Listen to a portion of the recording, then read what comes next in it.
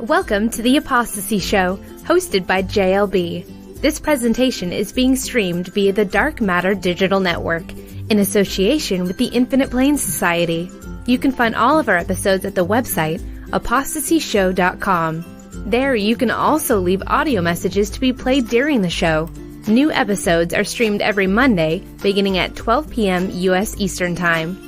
The ApostaSee Show is an entirely independent production, made possible by supporters from all around the world. Check out ApostaSeeShow.com to find out how you can get involved by sharing your treasure, your time, or your talent. But what is apostasy? Apostasy is the act of giving up your religious or political beliefs and leaving behind a religion or a political party. Apostasy is embracing an opinion that is contrary to one's previous religious beliefs. Basically, apostasy is the act of leaving behind your old belief systems. If you have begun to peer behind the curtain, pay no attention to that man behind the curtain, then you probably realize that you were taught things as a child which are simply not true. And you probably also realize that if you simply question the orthodoxy of our day, it can make the regular folk around you rather uncomfortable. Some people are not ready for these kinds of conversations, and in many cases they never will be. But here at the ApostaSee Show, we're making apostasy great again. It's okay to question what we think we know, and that's the whole point of the ApostaSee Show. Now here's your host, JLB. Thank you, Faye. Yes, I'm JLB, I'm back. Is it just me, or is that a terrific intro? Okay, that was a different girl to last week.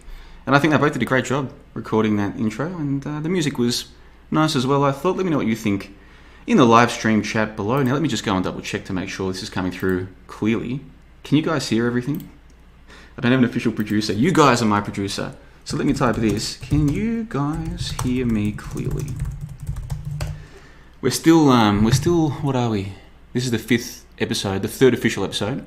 This is ApostaSee Show, the ApostaSee Show, episode number 3, March 1st, 2021. And of course we had the 2, what do you call them, pilot episodes as well, before we launched the official show. So this is the 3rd official show, 5th in a row, here at Monday, midday, US Eastern Time. And as Faye explained in the intro, this is being streamed via the Dark Matter Digital Network, and it's in conjunction with the Infinite Plane Society. And I'm being told by all the lovely people in the live stream. One Trick Pony says, great intro. O Barik says, all good. Linda Curtis says, loud and clear. Von Go says, yes, can hear. Paul Schoenman says, yo. Empress Infinite says, loud and clear. Thank you very much, guys. Charles Steiner says, yes, good introduction, very professional. Connor G, good afternoon from Ireland. Michael Hogg says, heck yeah.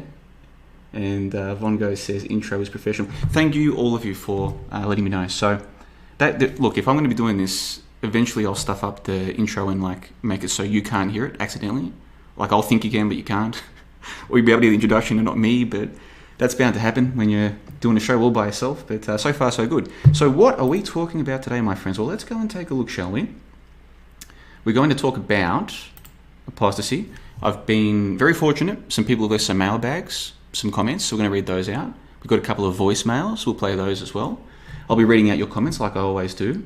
And we are going to be talking about 37 things normies believe, but not for very long, because today I want to focus on 37 things conspiratards believe. Now, when I do these shows, guys, I'm not trying to offend anybody, and so if you think there's a chance you might be offended, either by being implicated as a normie, or as a conspiratard, or as a combination of the two, then please stop listening. I don't want to upset anybody, especially those of you who've been listening to my material for years. I started streaming back in 2014, started podcasting and streaming back in 2014. Can you believe that?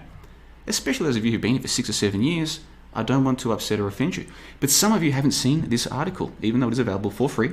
It's definitely available for free these days. It might have started off as a private member-only page, but I've made sure this is publicly available. Link in the info box below.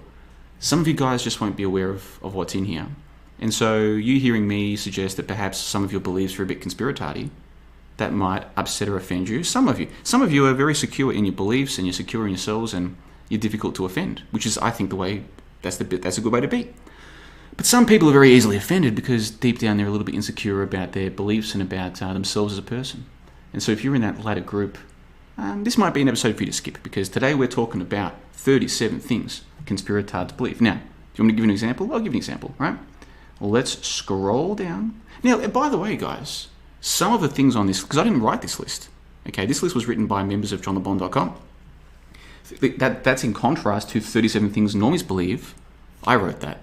And there's quite a story behind that article. We might come back to that later. But 37 things conspiratards believe, this was an idea, I think this was Dante's idea, actually. I can't remember. Or was it my idea and then he picked it up and ran with it? It might have just been his idea. I'm sure if it was his idea, he'll be here to tell us very shortly. JLB, don't take credit for my idea. If it was his idea, he'll tell us. But whoever it was, then all the members of johnthebond.com just started adding their own items to the list. And I think really what it was like a catharsis. For those of us who went through a conspiratard phase, to get it off our chest, here's some of the dumb shit I used to believe when I first got here. Okay, so this is people, including myself, putting their hand up and saying, you know what, I'm more skeptical now, but back in the day, I fell down a couple of dodgy rabbit holes, a couple of traps perhaps, yes. So let me just take an example, I'll give you a look. Let's have a look here. Dante, he was if this wasn't his idea, he was the first to contribute either way. So let's zoom in so you can see that. Okay, let's go to the first one. Let's not get ahead of ourselves. Let's not put the cart before the horse, as it were. Item number 1 on 37 things conspiratards believe. Number 1, paid shills permeate the internet seeking to suppress and divide my truth movements. Very popular belief. Let me know in the live stream chat. Do you believe this today? Did you used to believe it? How do you feel about this one right now? I'm going to read out your comments as we speak. Let's go and take a look, shall we? In the live stream chat, Eric Foster says, the moment you said 37 things conspiratards believe, the number of people watching live was 37. Well, there's one of those beautiful little syncs that we sometimes see, isn't it? Right now, as we speak, there's about 40 watching live.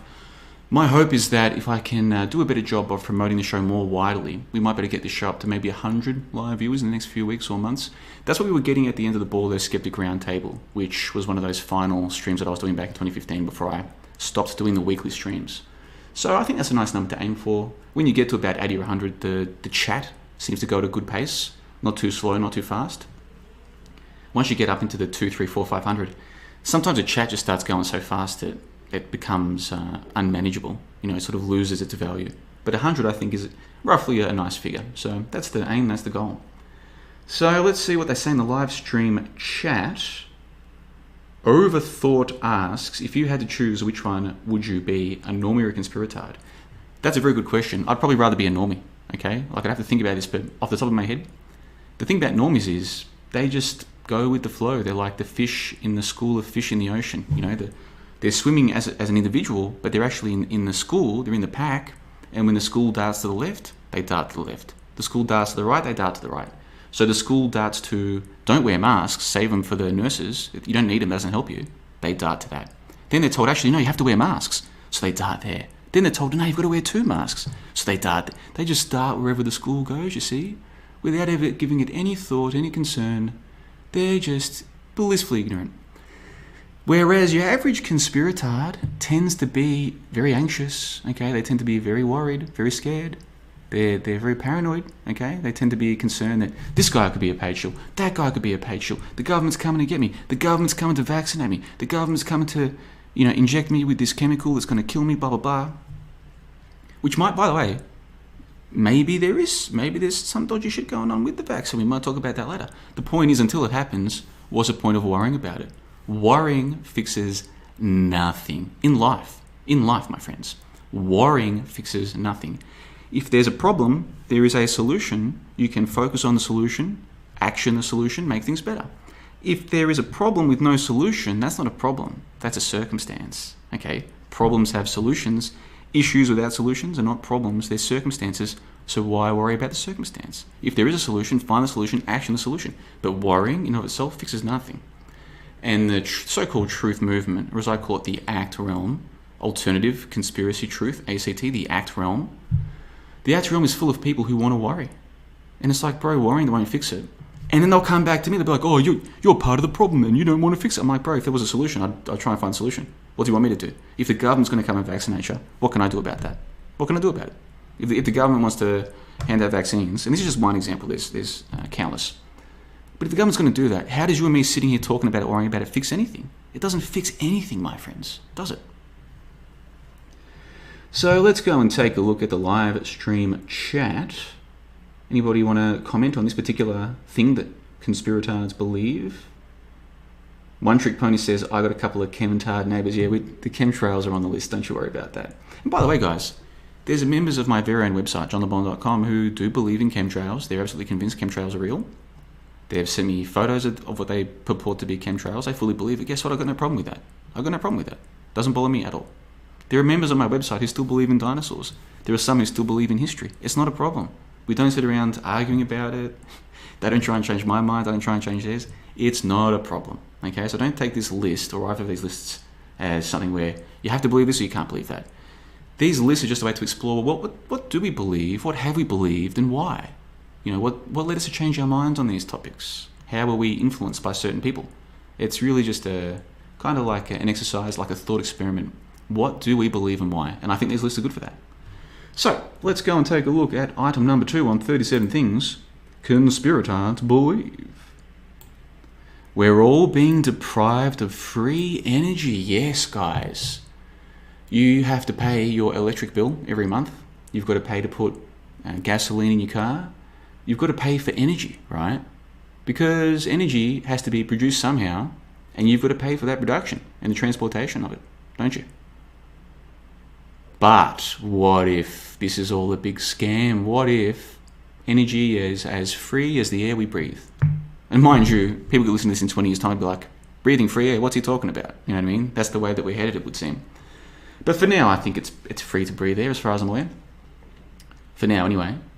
And maybe electricity, maybe energy is just as free, but we don't know it. Because what if there were great inventors like, I don't know, Nikola Tesla, and they discovered these technologies to generate free electricity, okay? Or maybe it's not even generating free electricity, maybe we're surrounded by free energy, and Tesla and other people found ways to just take advantage of that. Not even generating energy, just allowing us to take advantage of it in one way or another. And then what if the bad guys, the authorities, the establishment, they found out about Tesla, and they're like, yo, Nikola, man, you gonna shut that shit down right now, or we're gonna burn this lab to the ground, man. We're gonna burn this motherfucker to the ground, alright? And Nikola Tesla, being the great man he was, he's like, in a Serbian or a Croatian accent, wherever he's from, he says to them, you can take my life, but you can never take my freedom, man. And they're like, okay, Nikola, bad move, dude. Boom, right? Starts shooting up his lab, pouring gasoline everywhere. Nikola's like, no, this is decades of my research. What are you doing? And Westinghouse and these other people were like, we tried to warn you, Nikola. We tried to warn you, you piece of shit. We're going to burn this motherfucker down, right? Next thing you know, poor Nikola, despite being the greatest inventor of all time, next thing you know, he's desolate, living impoverished, and all because he wanted to give us free energy. Okay, he was just trying to help the world, and the Oogie Boogie men came and ruined the whole thing. And now you're paying a couple dollars per gallon of fuel. I just made that up. I don't know how much you guys are paying for fuel. If you're from Australia, you're paying $1.50 a litre, and that was when I was there a couple of years ago. It could be worse now. I wouldn't even know. And you're paying, 20-30 cents per kilowatt hour for electricity? I mean, I don't know, like, you're all in different countries, but you get what I'm trying to say. Now you're paying for energy when really it could be free. I mean, what are those power lines? See those power lines everywhere, like the big ones transporting electricity, from the regions to the city, like the big ones I'm talking about, where you can't build houses underneath them. Although I knew a kid once, when I went to school, there was one house underneath the power lines in my suburb. He lived in that house. And I remember him one day, this is a true story, it's kind of a sad story actually. In high school, I knew this kid, and he was like a bit of an oddball kid, but he seemed harmless. And he explained to me, my parents got a great deal on the house. I don't think I had the heart to explain to him, yeah, bro, that's because it's right underneath the freaking mass power line. So I don't think I said anything about it. Because if we're walking home or riding our bikes home from school or whatever, his house was on the same path as mine, but mine was beyond the power lines and then, over a slight hill and then on the other side. So one day, I don't know if we were walking home together or if we just sort of passed each other, but somehow we got to chatting. And yeah, he was like, he thought his parents got a great deal on the house, which I'm sure they did. I'm sure they got it cheap as chips, mate. And this is a very sad story. In fact, I'm going to save this story for the second hour because there's a very macabre ending to that story. No, the power line didn't drop onto his house and fry everybody. No, but what did happen? It's a sample size of one. I'm not going to say that what eventually happened in that situation was because his family lived under a power line. But there was a great tragedy in the family after this. And yeah, it's a full-on story. Now that I think about it, yeah, I'm starting to regret even mentioning this story because it really is a sad story. But if somebody in the after call, because we do 1 hour on YouTube and then we go to the JLB Discord for the after call, if somebody in the after call wants to ask me about what happened in the end of that story, I will tell you.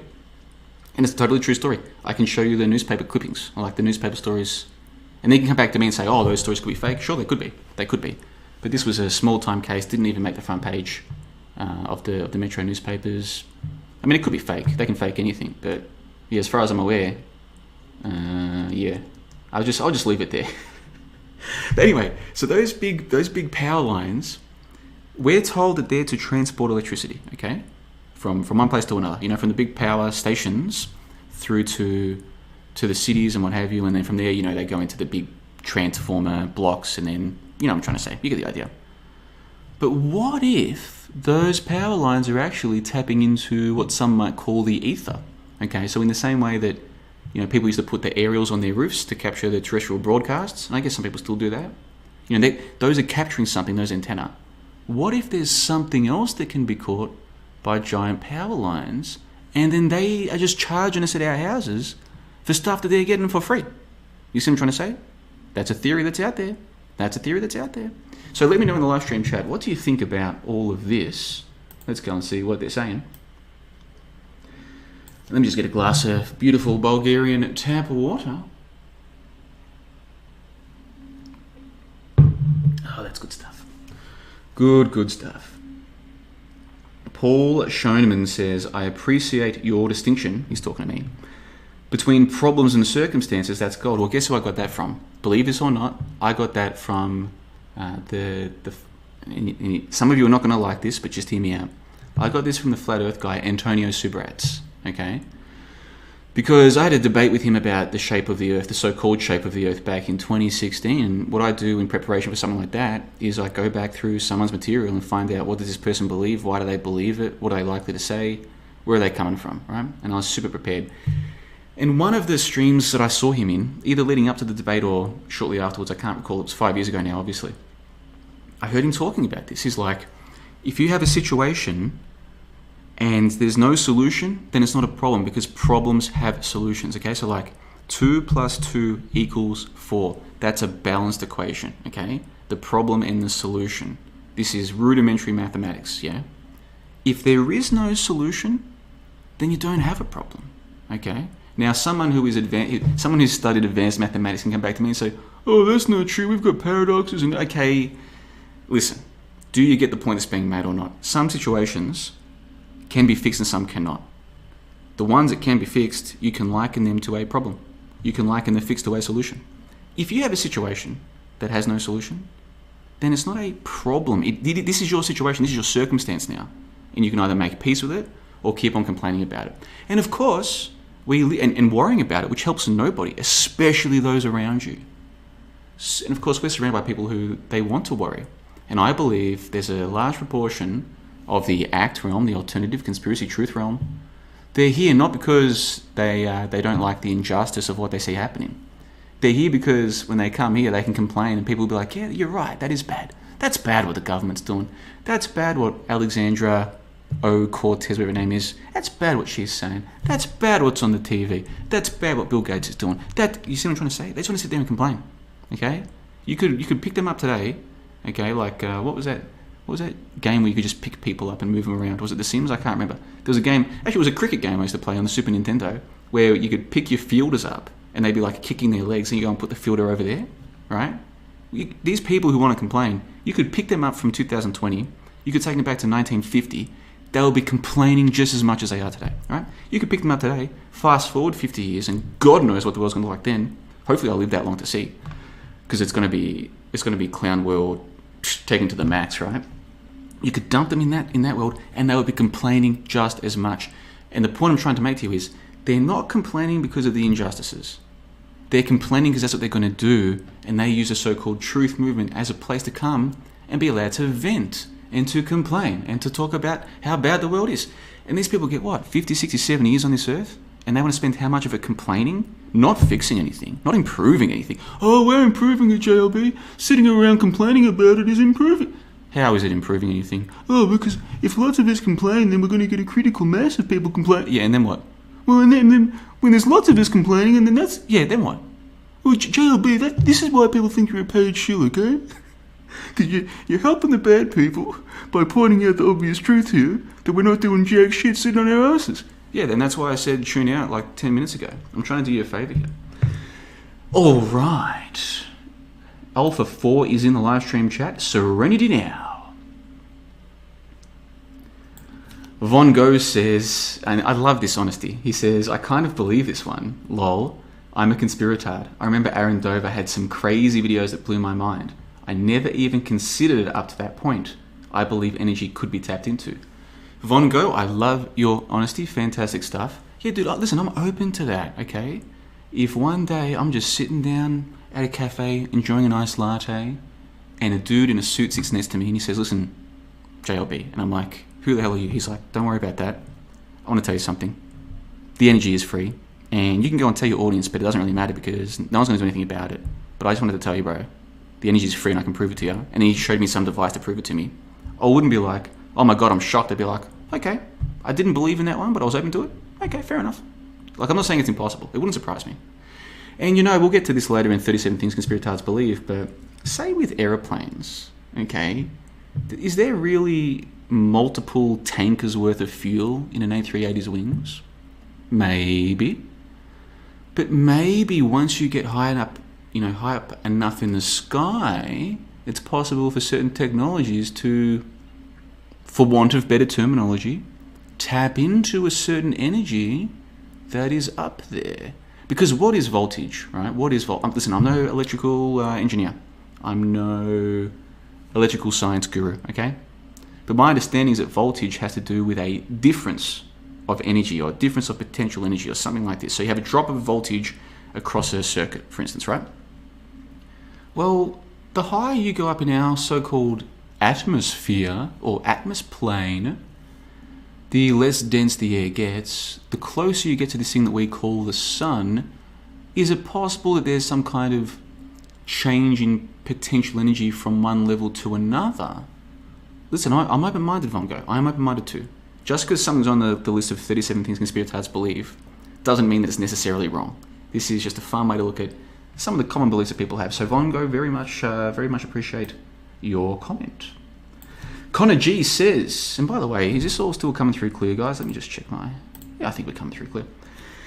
Where are we? I lost my spot. Oh, there it is. Connor G says, most of the people here in Ireland are jumping for the vax. The normies like telling us what to believe. They just look at you with a blank face when you ask them a question. Yeah. Yep. Yes, they do. I don't doubt that for one moment. Linda Curtis writes, I was brought up on free water. It was called a well. Yes, the old drinking well. I don't know if I've ever drunk from a well, not sure. But when I was younger, one of my family members, we used to go to their house every now and then. They had a rainwater tank. Like where I grew up in the suburbs, but we had a family member who lived further out, and they had a rainwater tank. And I remember thinking to myself how much nicer the water tasted. I won't say the family member's name or his relationship to me, but I remember thinking when we go to his place, the water is beautiful. Like even as a kid, I could tell the tap water is way better here than at my house. And this is when I was a kid. This is when I was like, I don't know, maybe 6, 7, 8, 9. I was young. And even as a kid, I was like, this is way better. What I probably didn't realise at the time is it's because, yeah, Australian tap water is Scheisenhausen, especially in Brisbane, but even in Melbourne. I remember when I got to Brisbane, I first rocked up in Brisbane 2011. So I was like back 23, I think, when I moved there. And dude, Brisbane's even worse than Melbourne. I remember turning on the tap water when I first moved into a house, and I could smell the chlorine. I'm like, what the hell? Like, as soon as you turn on the tap, you can smell the chlorine. Now, you contrast that with this beautiful Bulgarian tap water. Don't mind if I do. Okay. cannot smell a thing. This is like, yummy, yummy. I'm starting to suspect that the tap water here just comes straight from the stream, because I live at the base of I live halfway up a mountain, like a ski mountain. And so I live in the town area, just below where you go up the slopes to go and ski. And I'm starting to think, like, I've got to ask someone here. Next time I'm talking to a local, I'll be like, hey, by the way, you know the tap water here, is it treated or does it just come straight from the snowy mountain that's here? And I'm kind of hoping they're going to say, no, it just comes straight from the mountain. What are you talking about, you idiot? Why would you treat it? And I'll be like, to protect us from all the invisible things that are going to kill us? Yes, of course, yes. Von Go writes, I don't believe the Tesla story, but I'm open to energy being something bigger and different than I understand. Yeah, well, dude, I'm open-minded to lots of things as well. That's the beauty of the skeptical framework, is like, look, I've got no dogmas here, man. I look at the evidence, I come up with my opinions. Now, more often than not, when I look at the big overarching stories, whether it's human evolution theory, heliocentrism, ancient extinct lizard birds, nuclear bombs, more often than not, when I take the time to look into them, it turns out that this belief that I used to have when I was growing up was based on, in terms of genuine empirical science, genuine empirical evidence, it was based on nothing. But they don't teach us that at school, right? They don't sit us down and go, okay, here's a scientific study, and this is the first scientific study that was peer-reviewed that led people to believe X, Y, and Z. Now let's look at the first response to that paper. Now let's look at the broader discussion that was going on in the scientific community at the time regarding this thing. Let's look at the different... No, they don't do that. There's just, here's what we believe, but it's covered in this veneer of science. Oh, the experts. The experts there used to be debates about this stuff, but the experts came to a consensus, and we're very lucky because now we're so smart because we have science, yada yada. What a load of nonsense, right? Let's just be open-minded. Maybe the energy is free. I doubt it, but I'm open-minded to it.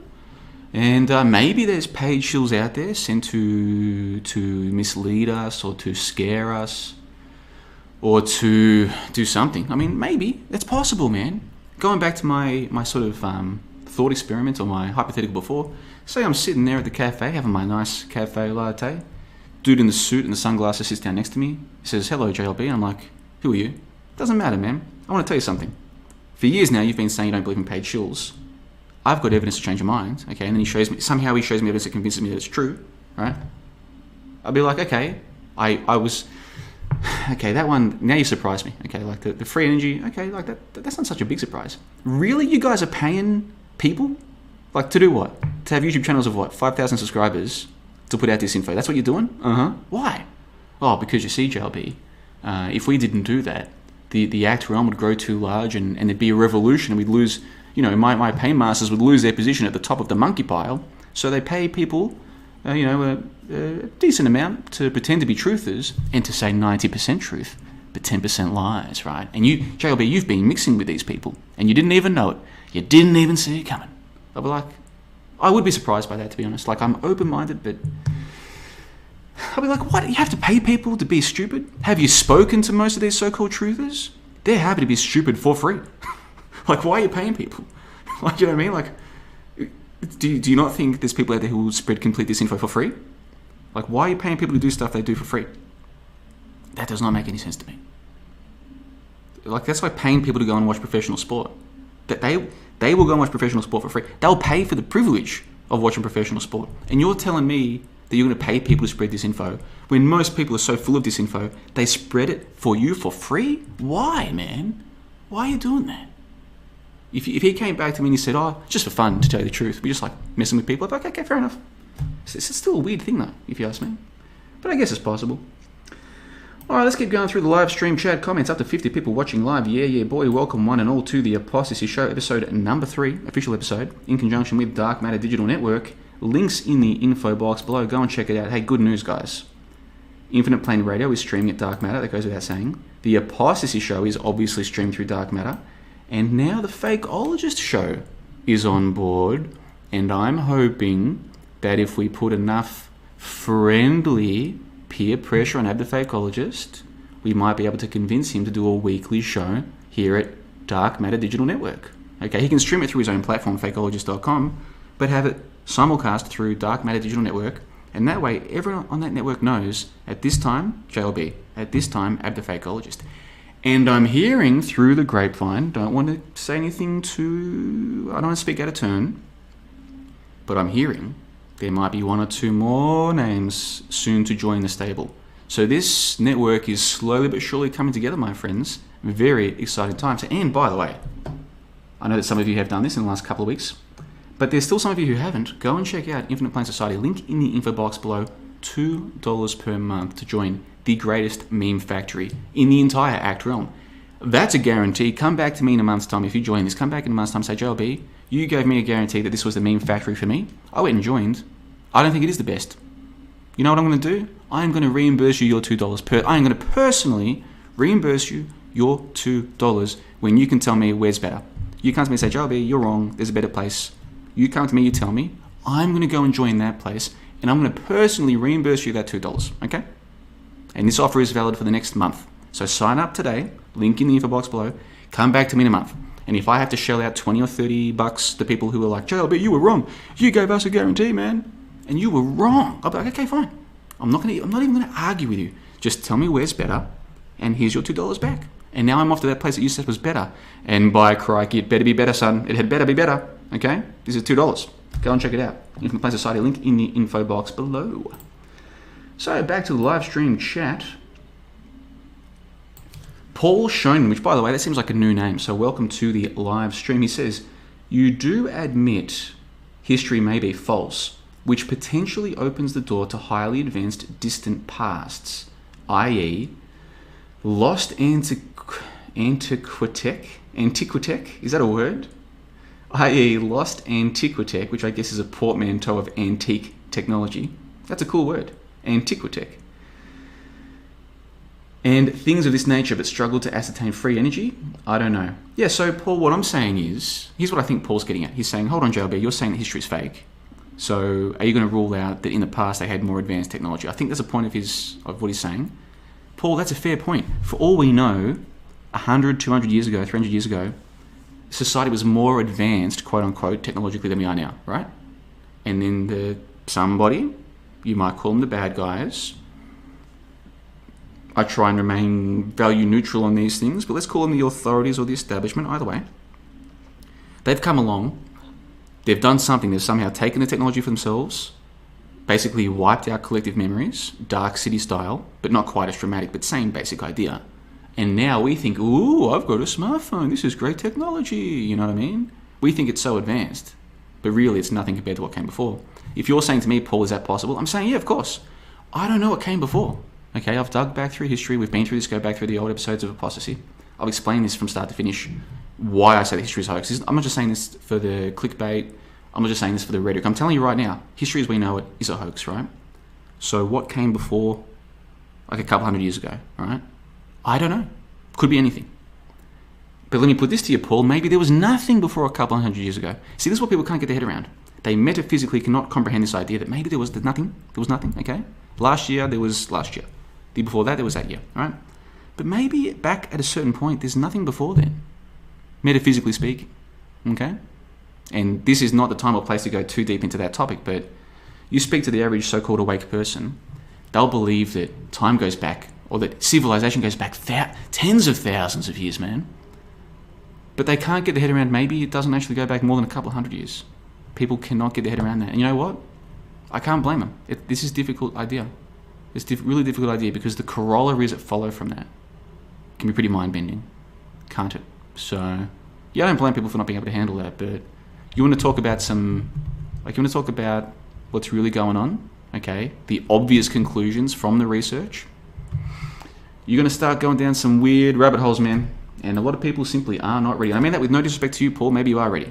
I'm just trying to point out that if you want to imagine there was technology, super technology 300 years ago, that could be the case. But that's just your imagination. We have zero evidence that that's the case. Now, you can bring to me evidence, and I will inspect it. Because that would be a cool story. Listen, being a skeptic like I am does not sell very well. People want stories. Being a skeptic like I am is destroying stories. It's actually the worst way to try and make money, really. The way to make money is to sell stories. I'm the story destroyer. I I got into this not even trying to make money. I'm making some money now, but that wasn't the original plan. If I could go back 7 years, I'd say to my former self, listen, bro, if you want to follow the path of truth and trying to learn how the world's working and all the rest of it, that's fine. But just understand you're eventually going to realize that history is a hoax and you're going to start breaking down people's stories. And that's a bad market. That's a terrible market. Most people don't want that. They want stories. Okay? And you're going to be destroying stories. There's some money in it, but it's a terrible market. You're better off creating stories. For example, in the long ago, we had super technology and the establishment stole it. Now you're getting views. Now you're getting clicks. Now you're getting cashola, my friend. Yes. Okay? In the long ago, there were dinosaurs, but they weren't 70 million years ago. They were 700 years ago. And that advanced technology was used to wipe out the dinosaurs. Click, click, click, click, click. Cha-ching, cha-ching, baby. Yeah, yeah, boy. People love stories. We're humans, we love stories. And being the world's leading skeptic, I'm the guy who destroys stories, and people hate that, okay? Not many people can handle that. So I don't really blame people for hating me. I understand. I didn't know what I was getting myself in for, man. So One Trick Pony says there's only a few pics of Nikola Tesla, which is a bit curious. Yes, indeed. O'Break says Eddie Bravo must be in the conspiratard bracket, but he was the one that brought my attention to the Tesla hoax.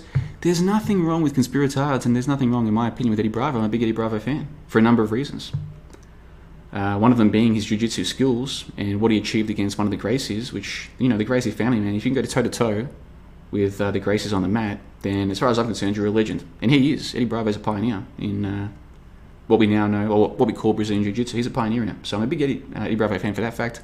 I like his conspiracy stuff, at least some of what I've seen of it.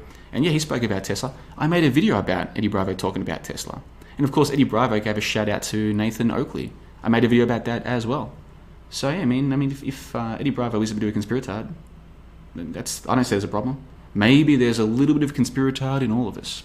Now, I would love to read more of your comments, guys, but I do have to move on to the mailbag. And I'm going to come up with a tune for that or something. But it is time for the mailbag. So let's go through these. The first one comes to us from Deetra, which, by the way, guys, you can leave a message at ApostaSee.com, link in the info box below, and next week I will read out your comment. It is that easy. Be part of the show just by leaving a comment. It really is as easy as that. So let's zoom in a little bit more so those of you who are watching rather than just listening can read along. So Deetra says on February 15, so a couple of weeks ago now, I'm sorry it took so long to get to read this one out. Hi, I am Deetra from Oklahoma. It's great to know there are people out there who haven't always been awake like myself. I subscribed to the mainstream for 33 years. Guess what? I'm 33 years old as we speak. Too many 33s. We're going to start getting the conspiratards are going to start getting a little bit anxious. Oh, no. 33. It was the year I had, by the way, I didn't used to believe in the 33 thing, but I used to be like, how would you say, trepidatious of it. My first ever stream was back in 2014-15 called the Australian Roundtable Podcast. We didn't have an episode 33. We went episode 31, the next week 32, the next week 32B, the next week 34, right? And for me it was like kind of mocking. They do this in some countries. I think in parts of China, you'll find that some elevators don't have level 4 or level 44.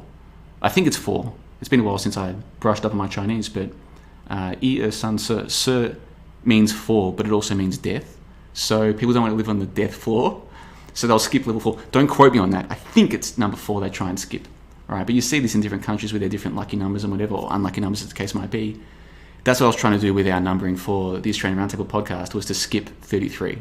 Not because I was afraid of it, but just because, partly it was a joking thing, but also partly, I was still a bit more conspiratard back then. And if anybody doesn't believe me, just go back and listen to those shows. They're still there. OzRoundtable.com. It's all still there.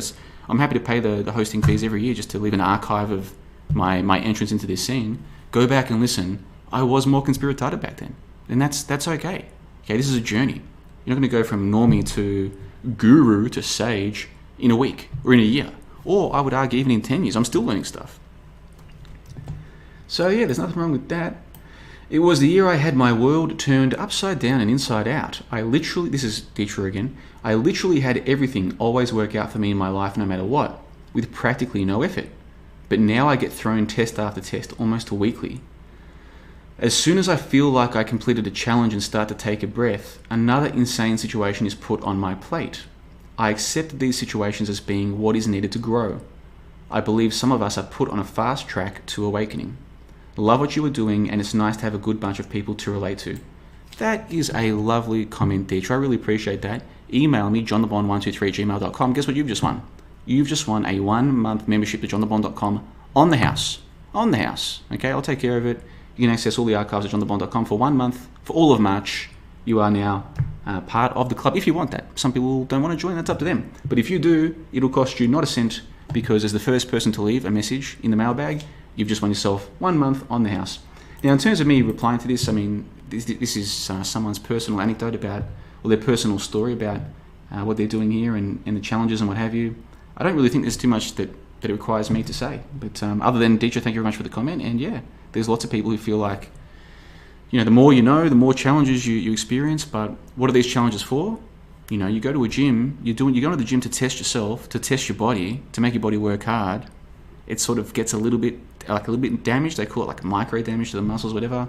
Your body has to recover. In theory, you come back stronger. Okay? And not just in theory, in practice too, it works. Maybe life is much the same. We need to go through these challenges to become better people. And boy, oh boy, I've been on the road now it's been 2 years since I left Australia. I left Australia on Feb 2019. Yeah. So what's it now? March 1. So a week ago was my 2-year anniversary on the road. And I'm telling you, man, there's been some challenges. And I like to think I've come through them a better, stronger person. And I like to think that in the future, if I go through similar problems, I'll be better able to deal with them because I've been through them before. That's the way I try and see life. Sometimes bad things do happen, and we're going to hear from somebody in the voicemail in a moment talking about something that really is very difficult to get through. I understand. However, I think it's all about perspective. It's all about perspective. And if your perspective is, poor me, why does the universe do bad things to me? Why does God hate me? If that's your attitude, then probably, I would say, people with that attitude probably going to have a less fulfilling life than people who are like, oh man, another bad thing's happened. Oh well, guess I've got to overcome this as well. It's all part of a plan. It's all, and without getting too spiritual or whatever just yet, because that will also come up in the voicemails. I think for a lot of people, it all boils down to, do they believe in a higher force, and do they believe the higher force is good or bad?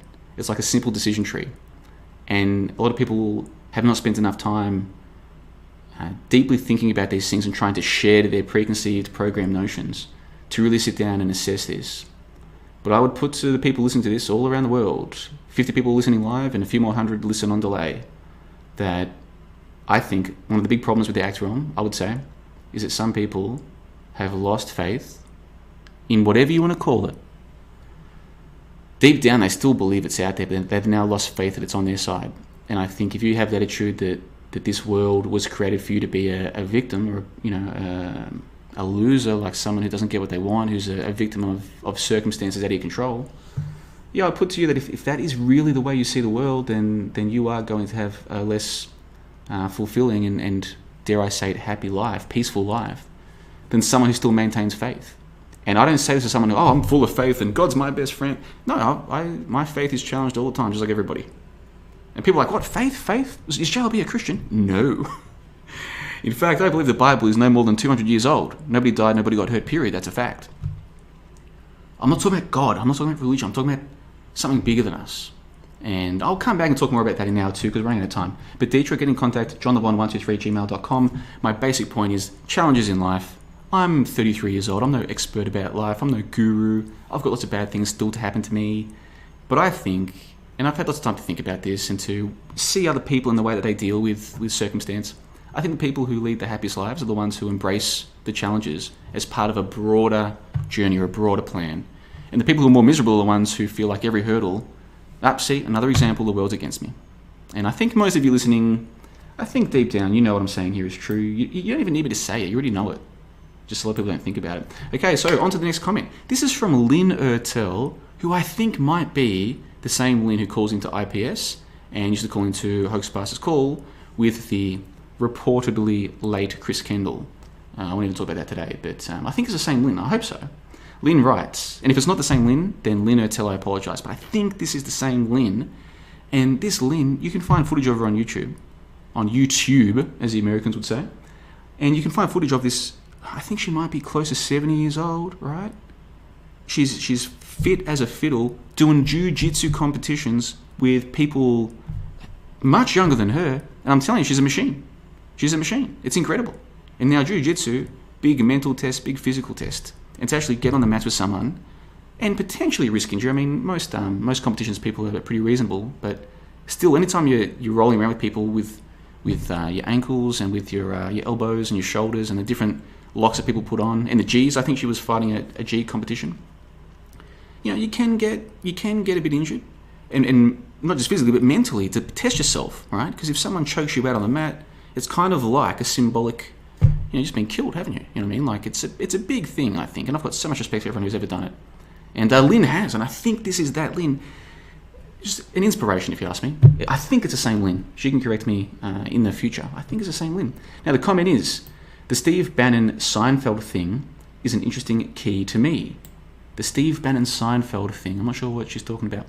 It clangs of cognitive dissonance on the left-right Animal Farm. Meta script that relationship connection, and you'll unravel the scripting of the Trump campaign. Also, the latest developments with Q dissolving into the sovereign citizen movement, the latter a long-time honeypot of infiltration, manipulation, and even sponsorship by the FBI and other police organisations. In the future of this show, ApostaSee, we're going to dedicate an entire episode to Q, I promise you. So I won't say too much about that, other than thank you, Lynn, for the comment. Guess what? Lynn comes back a couple of hours later. Okay, the first one was at 6 p.m, the second one was at 8:30, roughly. So a couple of hours later, Lynn returns. This is on February 22. It also strikes me that the Q thing and its fellow sectarians like MAGA or Stop the Steal, Proud Boys, etc., at this stage would have no problem embracing fakeology and enlisting in the auto-hoax army. See, I'm not so sure about that. I think the people who fall into those Q rabbit holes and whatever, I hope I'm wrong, Lynn, I hope you're correct. I don't think those people are going to come around and realise that the media is fake. I don't think that's what they're looking for in life. I don't think that's what they want to find. They want to believe this is real. They want to believe politics is real, which means they want to believe that war is real. They want to believe that geopolitics is real. They want to believe that the shootings on the TVs are real. Like, they want to believe. And somebody who wants to believe something, no, they're not going to suddenly stop believing. No matter how much evidence is put in front of their faces, they're not going to stop believing.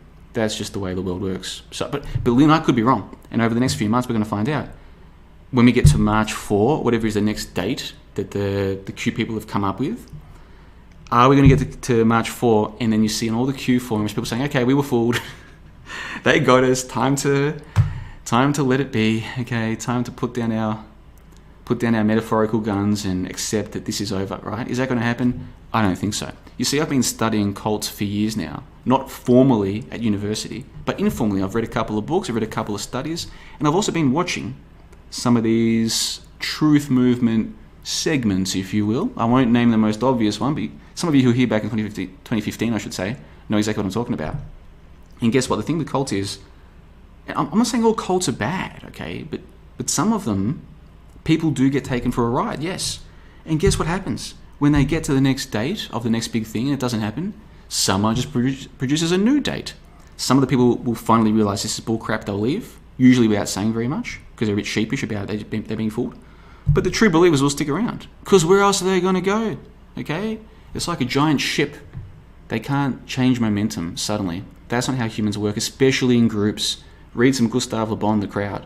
Okay? Humans in groups, they don't change momentum so easily, and cults take full advantage of that. So they just keep putting the data ahead and data. But who knows, man? Maybe by the end of March, there'll be a big influx of people on fakeologist.com and at Infinite Plane Radio, and they'll be like, hey, I used to be a Q person.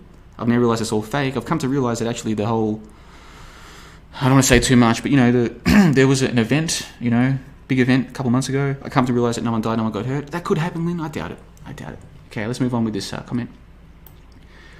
Since their perfect consistency between the direction they are moving and the inclination to instinctively suspect everything from the media as a psyop or deception. Yeah, I don't know if they do think that. They just think everything from CNN is a deception. They don't think Trump's a deception, do they? We have only to unhitch them all from the Trump wagon. Well, that's the problem. That's the problem, getting them to unhitch from the Trump wagon, isn't it? That's the problem. I mean, if you can achieve that, then my respect for you goes from massive to like through the roof. If you can convince even one Trump believer the Trump is just an actor on the grand stage. He's not real. If you can achieve that with even one person, I'll be impressed. By deconstructing his role as crisis actor-in-chief, great enabler and vaxxer-in-chief, delivering to the masses the next great global genetic engineering experiment in warp speed time. I have to say, even though I don't necessarily agree with what Lynn's writing here, I like her writing style. This is very nice. And for those of you who are listening, and maybe my reading isn't, I'm not reading this well enough here to understand what's being said, because I'm speaking pretty fast, we're running out of time, and I'm stumbling over my words, so I'm trying to get through this as quick as I can. You can read all of these comments at ApostaSee.com. Just click on the mailbag and read these comments for yourself. You can interact. Like, if you want to reply to Lynn, just go and leave a comment. It's all there, waiting for you. And you can leave a comment for me to read on the next episode of ApostaSee, if that's what you want. Now, we're up to 7:52. We're fast running out of time. The next comment is a long comment. What I'm going to do, S. Lucas, is if it's cool with you, I'm going to come back and make your comment the first comment I read on next week's episode. And it's a good comment too. I've already read it and I've thought about it. Basically, it's about this idea of, supposedly there were these ancient Greeks who had a philosophical school that was all about suspending beliefs, and by doing so you could achieve some kind of peace. And I think what S. Lucas is suggesting to me is that my super skepticism, my ultra skepticism, my world-deleting skeptic brand of skepticism is similar to these people in the sense that I'm suspending belief in everything to achieve peace. And I can see where S. Lucas is coming from. I don't think I'm suspending all belief, but I can see how it comes across that way. We'll come back and talk about all of that and more on next week's episode. I promise you, S. Lucas. And also, by the way, Lynn, I forgot to say, Lynn, if you want to join JohnTheBond.com, 1 month membership on the house, whether you're Lynn, the Jiu-Jitsu master, or you're some other Lynn, in which case I do apologize for the confusion. But either way, get in contact with me, JohnTheBond123@gmail.com. I'll hook you up with 1 month on the house membership. Hundreds of hours of content waiting for you, plus a community of about 100 people, an online community with their own Discord server, most of whom no longer believe in all the things that you probably don't believe in either, and have come to see the world very differently. Really cool bunch of people, and you get to join for a month if you want at johnthebond.com. Yeah, boy. Let's go and check out the live stream chat. 50 people watching live. Goodness gracious me.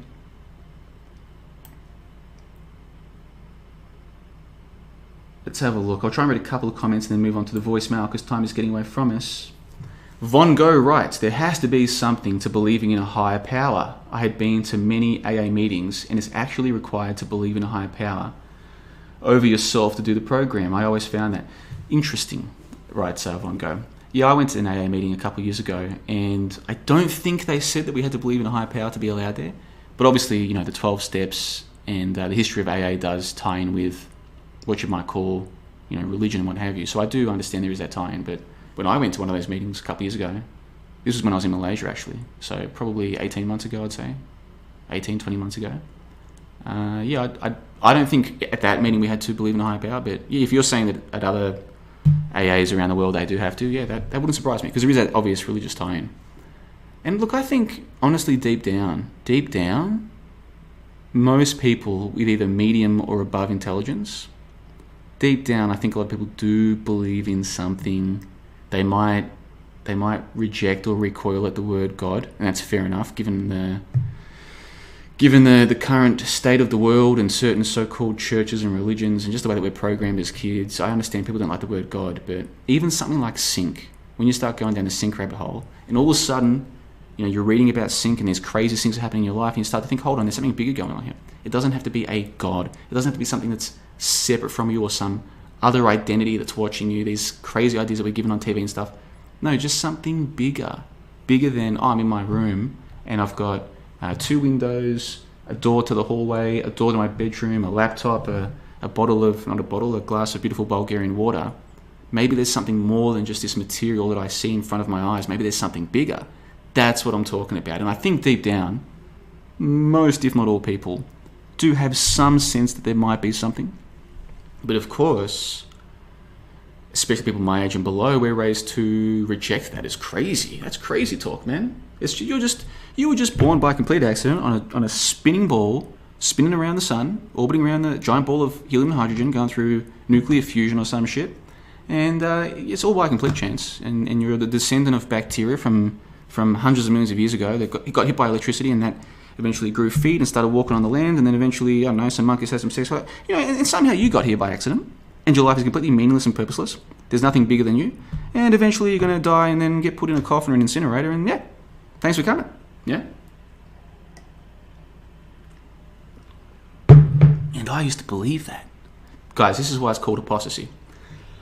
Pardon me. This is exactly why. Because I'm an apostate. I used to believe all of that crap. I used to defend that crap. Can you believe that? Fortunately, I was able to put my ego aside and reconsider what I thought I knew and how smart I thought I was. And here we are, 7 years later. And yeah, I'm John LeBon, world's leading skeptic, I should say, running ApostaSeeShow.com right now. And there's 55 people watching live. And most of you in the live chat, I'm sure, are enjoying the show. I hope you are. Let me know in the comments section below. Let's have a look. Man, there's so many comments, I appreciate it, but I've got to get to these voicemails. So we're going to go a few minutes overtime tonight, but I think it's worth it. Because what I need to show you is this voicemail that was left by Chris. So this was left 1 week ago. Thank you, Chris, for your patience. Let's check this out.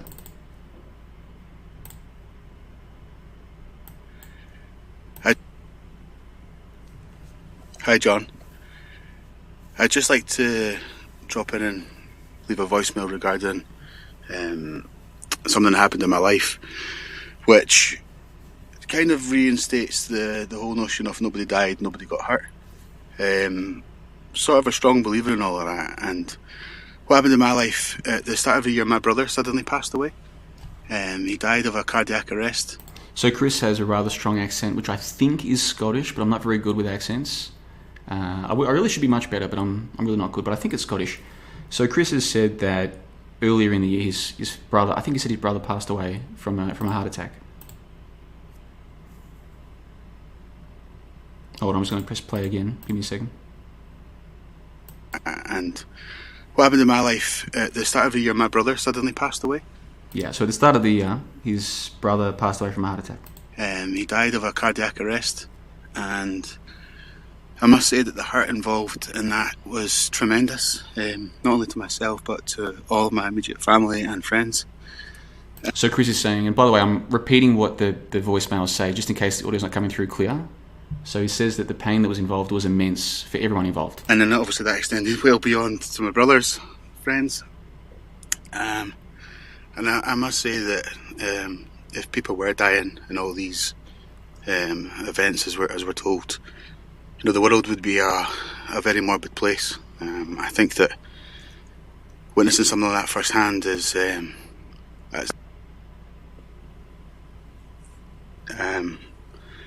I don't think that there's a lot of people that have actually witnessed, or maybe they don't share it. Maybe they don't have the confidence to express these hurt. But I just feel, yeah, I think if a lot of people were dying as we're being told, we would all be a lot more aware of it. I hope that makes sense. Thank you. Thank you, Chris. I believe you're already a member of johnthebond.com, but if you're not, email me, johnthebond123@gmail.com. Membership for all of March on the house for obvious reasons. And first things first, obviously, I'm sorry to hear about your loss. This is a part of life. People do die, and it is horrific when it's someone close to you. I've been very lucky in my life. I'm not going to go into detail now, at least in the public show, but some people in my life have died, but not my brothers, not my parents, and none of my best friends when I was a kid. You know, those core group of people in your life, mum, dad, siblings, if you're close to your grandparents, them as well. One of my grandparents has passed away, but I wasn't particularly close. And then your friends growing up. If any of them die, especially when you're young, yeah, it's horrific. The pain is tremendous. I've seen it in other people, but I've never gone through that. And I feel, in a way, I feel very blessed by that fact. And that's why I say, look, there's going to be some bad shit happening in my life, okay? Eventually, one of my close friends is going to die, or eventually one of my brothers is going to die, or eventually one of my parents is going to die, right? This is bound to happen. And it's going to be horrible. Like, I know there's going to be some bad shit happening in my life. And that's one of the reasons why I try to hold back from saying too much about what I think about the spiritual challenge side of life, because people can come back to me and say, yeah, but you've never lost someone close. Like, not really close. And I'm like, that's a fair point. So I can come back and talk about trying to have a good perspective when I'm forced to go through something really horrific. Now, in saying that, I'm not going to detail what I have gone through and the people who I have lost. I'm not saying I've gone through nothing. I'm just saying those of you who've lost a brother like Chris, yeah, I haven't gone through that, to be perfectly frank with you. And anyway, Chris's point was, I think, that if there was really a mass pandemic going on and people were losing their mums and their aunties and their fathers left, right and centre, like we'd see it. And I think that was Chris's main point, was him knowing how hard it is going through death. If there was a massive uptick in that happening in our society, we'd know it because we would see it and we would feel the misery, and we don't see it. And why don't we see it? Why don't we feel it? You guys all know why. And I think that was Chris's point. So Chris, good point, well made. Thank you for the comment. johntheboy123@gmail.com for a free membership on the house. But I think you might already be a member. I'm not sure. And for those of you listening who are like, JLB, how come I don't know who's a member, who's not? There's multiple Chris's on johnthebond.com. And there have been other Chris's in the past, and there'll be more Chris's in the future. And so I don't think I've heard from that particular Chris before, whether he's a member or not. The members who join for the member calls, I get to know them, okay? Because we talk on the record, we talk off the record. I get to know them very well. I've even met some of them. So there's a group who I do know really well. But there's another group of members, some of them have been there for years. If they don't come on the member calls and they don't send me many emails or whatever, like, how can I... I can't know hundreds of people around the world closely, without speaking to them regularly. That's just not a natural thing. So that's why I don't necessarily know who's who. And then when people leave voicemail messages or mailbag messages, they might use a different name to what they use on the website. And I just remember people's usernames. I don't look up what their email name is or what their PayPal name is. That's not, to me, that's not, I don't want to know those things. I just know your username is what I know. So unless someone uses their exact username, how am I supposed to know who's who? So maybe Chris is a member. If you are, awesome. But if you're not, you're now a member for March. If you want that, johntheboy123@gmail.com.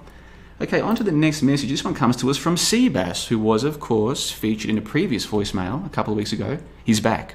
He recorded this a week ago, thereabouts. Let's see what he has to say. Hey, JLB, it's Seabass. I wanted to know what you make of this. I don't hear you say the word spiritual ever, so I've been. Well, Seabass says, I don't hear you say the word spiritual ever. I do say it sometimes. I generally try and avoid those conversations, especially in the public material that I release. In the member content, sometimes I will elaborate further, but still not. I still don't necessarily go down that path too far for various reasons, which I've kind of already touched on a little bit. But yeah, you'll hear more of it in the member content than the public content. I do talk about, I do use the word spiritual sometimes. I try and avoid it, but the concepts I do touch on sometimes. But I get your main point. For someone who's released hundreds and hundreds and hundreds of hours of content, you won't hear much of me talking about quote unquote spiritualism directly. That's a fair point. Really enjoying my my membership. Yeah, Seabass got a free membership on the house, and so far he's enjoying it. Good to hear. And going through the archives. And notice there's so many archives there, man. It's crazy. Hundreds of hours of content. johnthebond.com. Saying that the effect that your work has on me is inherently spiritual in the way that seeing through the lies and the illusions, to me, it has a spiritual effect. So Seabass says that his experience of going through the content, he likens it to a spiritual thing, seeing through the lies. I mean, this is such a wonderful. I mean, I almost feel silly. Saying this back, because it's such a wonderful thing for someone, I think, for someone to say that they've had that kind of experience through going through the work. Some of you listening to this might be going, what, spiritual how? Well, how about if someone, until recently, still did believe in, for argument's sake, war, and millions of people dying in the 1940s, okay? And millions of people dying back in the 1915 to 1919, World War I, and hundreds of thousands of people losing life and limb in the Vietnam War and what have you. Like, what if you believe in all of that and you've got this spiritual monkey on your back, this death, you believe you live in a world of death, and you should do a minute's silence to commemorate the death. And all of this horrible shit that we were programmed with as kids, a minute's silence. Guys, where do you think a minute's silence comes from? What, you think humans have always done that? No. That's a relatively recent thing. And it was used to help psychic drive to mind control people to believe in the death, to believe in the wars. And that's why to this day, even so-called awake people still get angry when I say that war is a hoax. No, it's not. All these millions of people died. No, they didn't. You were mind controlled. You are a victim of mind control, you see. In the cult that you were raised in, that I am now an apostate of, you were forced to stand there in silence for a minute to commemorate, to feel guilty about, to empathise with the deaths of millions of people who never existed. And now suddenly someone can go through life believing all of that. And then suddenly realize, hold on, nobody died. Nobody died for you in some war. That's not true. That's not a real thing. It's not a real thing. You're not guilty of anything. You're not guilty of anything. Or global warming. You're not guilty of anything, guys. You've done nothing wrong. And to suddenly, and I've had years to get my head around this. If someone comes to someone, and those are just two examples, I could give you a lot more. So to suddenly realize, hold on, the world isn't what I thought it was. These lies I believe to be have been holding me down in ways I didn't even realize. And it turns out it's not true. I think for some people, that could be likened to a kind of spiritual growth or awakening. And I think that's what Seabass is getting at. And yeah, some people listening to this right now are getting very mad at me. Like, what? War hoax? What are you talking about? Like, yeah, see? That's the programming kicking in, guys. Oh, but my uncle... Yeah, what? Your uncle what? Your uncle was not shooting at Charlie or being shot at by Charlie, guys. Now, I don't have time to get into this right now. But if you ever do manage to escape from that mind control, those minutes of silence they made you do, if you can ever escape that, undo the programming, then you'll see. But until then, you're going to think I'm crazy, you're going to think the Seabass is crazy, and that's fine. And closer to the truth. And perhaps God. So what do you think of that? So what he's suggesting is that deprogramming yourself, getting away from lies, might bring people closer to God. Again, I don't like using the word God. I don't think of God. I don't think of some separate entity that's watching me. That's not the way that I see the world. If other people do, that's fine by me as well. But yeah, until I learned about sync and really started looking into sync, I probably was neglecting to a large extent this idea of something bigger. But then some crazy things happened in my life. I'm talking some real crazy things. I'm talking some things so crazy, so significant, that I have not even told the members of my website. I might have told some of them in private calls after one too many beautiful Thai beers or Malaysian beers or now Bulgarian beers. I might have told a couple of them, but there's stuff that has happened to me subsequent to going down these rabbit holes, okay, that is so sinky that I cannot help but think that there's something much bigger than me going on here. But I don't use the word God. So to answer Seabass's question in a roundabout way, do I think deprogramming might lead someone down the spiritual path? Indeed I do. I also believe that someone who thinks they're spiritual but is being misled might undo their spiritual programming by realizing that they were given that certain quote-unquote spiritual programming by different people, but with the same end as a scientism cult.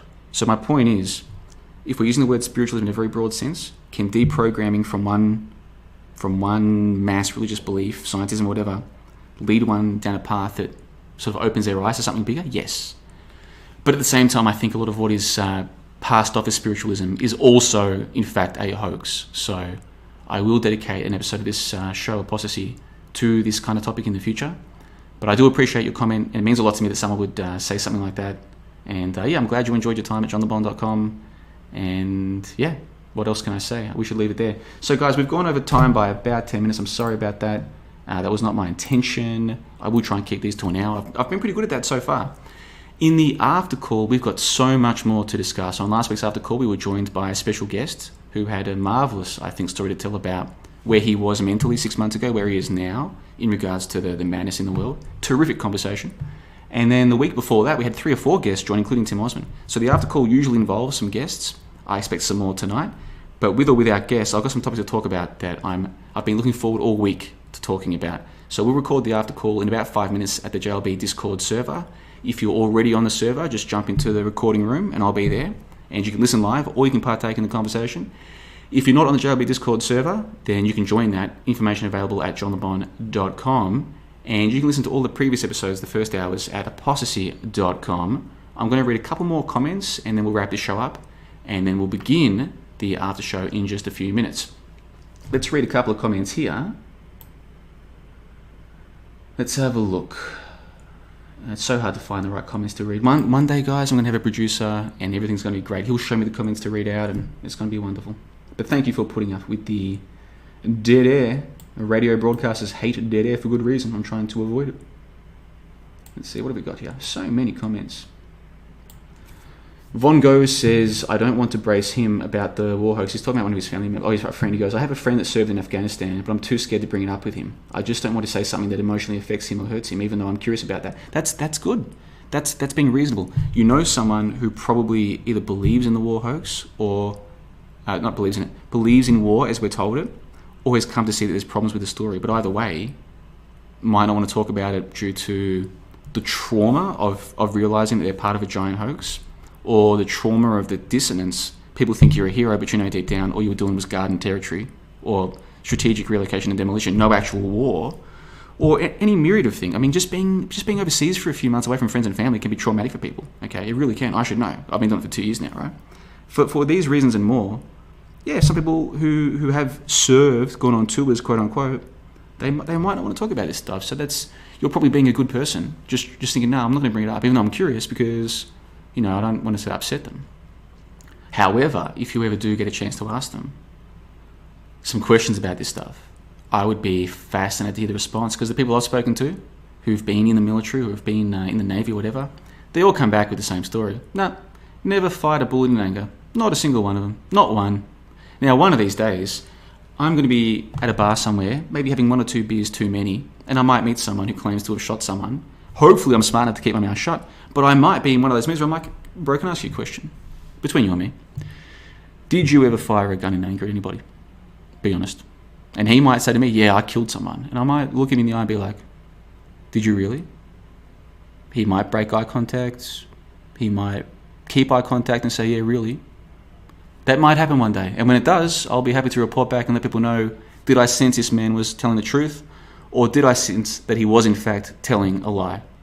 We'll find out one day. But so far, no, nobody has tried to tell me that they were fired at, or that they fired at people. No. And I don't think that's going to happen. But this episode is not meant to be about that. So let's wrap it up. Thanks to everybody in the live stream chat for your comments. Thanks especially to Seabass for the voicemail, to Chris for the voicemail. By the way, get in touch with me, Chris, if you're not already a member. To Lynn for the comment, get in touch. I'm pretty sure you're not a member of johnthebond.com. And to, who was the first one? Vitra. Was it? Let's go and check it out. Might as well get this right. We've got time. No need to rush these things. Mailbag. Let's take a look. Deetra, I apologise. Deetra, get in touch. johnthebond123@gmail.com. Members of johnthebond.com. Hour 2 begins in a moment. Go and check it out at the JLB Discord server. And guys, if you want to join the JLB Discord server, it's very easy. All information is available at johnthebond.com. Go and check it out. Basically, the way I put it to people is this. You buy things for yourself. You treat yourself. You buy a coffee because it tastes good. You buy a new sweater because you want to look good, or you think the sweater looks good. Or you buy a ticket to the theatre because like whatever it is, right? You treat yourself. I think there's some people out there, they still look at the membership for johnthebond.com as some kind of impediment, like they're not allowing themselves to spend money on themselves. It's a little bit of money to get access to what I believe is the most intellectual part of the act realm. Not the most meme-tastic, that's IPS, but the most intellectual conversation between people who can have these kind of conversations is johnthebond.com, and you can join it. Treat yourself. You deserve it. Why are you not spending a little bit of money on yourself to come and hang out? And if you don't like it, cancel after 1 month. It's no big deal. But you will like it. I'm very confident. So johnthebond.com, once again, this has been streamed via the Dark Matter Digital Network. Links in the info box below. Go and check it out. The Infinite Plane Society, $2 to join the meme factory. What are you waiting for? 37 things normies believe, 37 things conspiratards believe. Links in the info box below. Leave a comment for the next mailbag. We'll read out the comment from S. Lucas in next week's call. And of course, leave a voicemail. It's so easy. Anybody can do it. I hope that you do. So thank you. March 1st, 2021. This has been ApostaSee, episode number 3. John the Bond coming to you from beautiful Bansko, Bulgaria. Hour 2 begins in just a moment. I'll see you there at the JLB Discord server. But for now, I hope you have a lovely day, afternoon, evening, and thank you very much.